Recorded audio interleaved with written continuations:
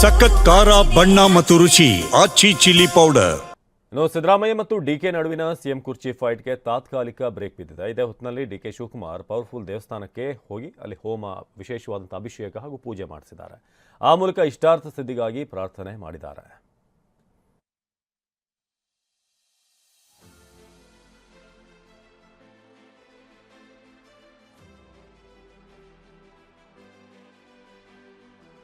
Power ಸಿಗ್ಬೇಕಾದ್ರೆ ಎಲ್ಲಿ ಶ್ರಮ ಇದೆಯೋ ಅಲ್ಲಿ ಫಲ ಇದೆ, ಎಲ್ಲಿ ಮನಸ್ಸಿದೆಯೋ ಅಲ್ಲಿ ಮಾರ್ಗ ಇದೆ, ಎಲ್ಲಿ ಭಕ್ತಿ ಇದೆಯೋ ಅಲ್ಲಿ ಭಗವಂತ ಇದ್ದಾನೆ. ಎಲ್ಲಿ ಶ್ರಮ ಇದೆಯೋ ಅಲ್ಲಿ ಫಲವಿದೆ, ಎಲ್ಲಿ ಭಕ್ತಿ ಇದೆಯೋ ಅಲ್ಲಿ ಭಗವಂತ ಇದ್ದಾನೆ.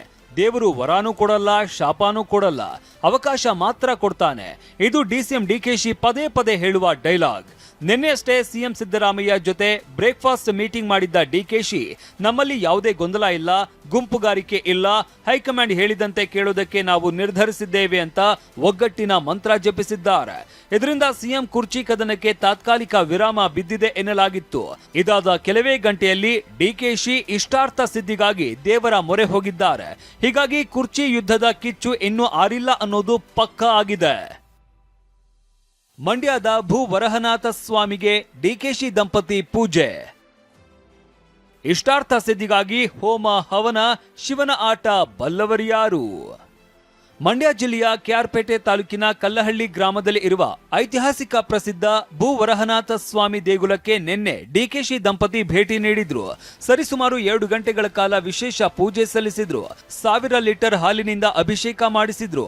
ಇದೇ ವೇಳೆ ಸುದರ್ಶನ ಹೋಮ ಸೇರಿದಂತೆ ಇತರೆ ಹೋಮ ಹವನಗಳನ್ನ ನೆರವೇರಿಸಿದ್ರು.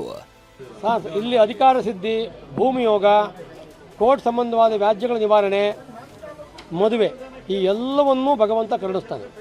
ಇಲ್ಲಿ ಮಾನುಷ ಭಾವದಲ್ಲಿ ಭಗವಂತ ಇದ್ದಾನೆ. ಖಂಡಿತ ಡಿಕೆ ಶಿವಕುಮಾರ್ ಅವರಿಗೆ ಉನ್ನತಾಧಿಕಾರ ಪ್ರಾಪ್ತಿಯಾಗಲಿ ಅಂತ ಮತ್ತೊಮ್ಮೆ ಪ್ರಾರ್ಥನೆ ಮಾಡ್ತೀವಿ.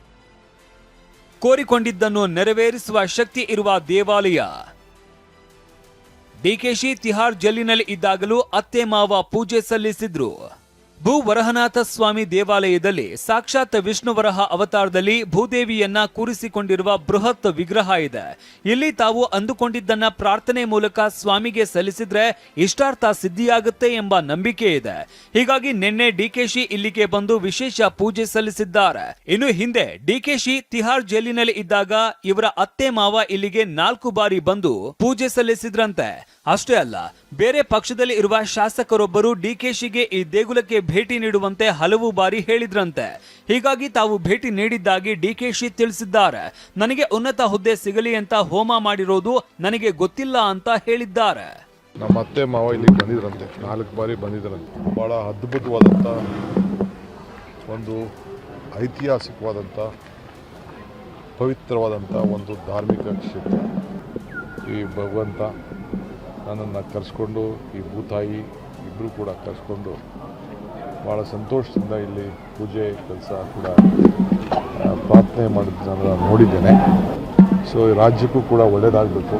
ಇಲ್ಲಿಗೆ ಬನ್ನಿ, ಏನು ತರಬೇಕು ಅಂತ ಕೇಳಿದೆ. ಹೂವು ತರಬೇಕಾ, ಕಾಯಿ ತರಬೇಕಾ, ಹಣ್ಣು ತರಬೇಕಾ, ಏನಿಲ್ಲ, ಬಂದು ಸುಮ್ಮನೆ ನೀವು ದರ್ಶನ ಮಾಡ್ಕೊಂಡು ಹೋಗಿ ಅಂತೇಳಿ. ನನಗೆ ಯಾರು ಏನು ಮಾಡಿದ್ರು ಅಂತ ಗೊತ್ತಿಲ್ಲ, ನನಗೆ ಏನು ಪ್ರಾರ್ಥನೆ ಮಾಡಿದ್ದಾರೆ ಅಂತ ನನಗೇನು ಗೊತ್ತಿಲ್ಲ.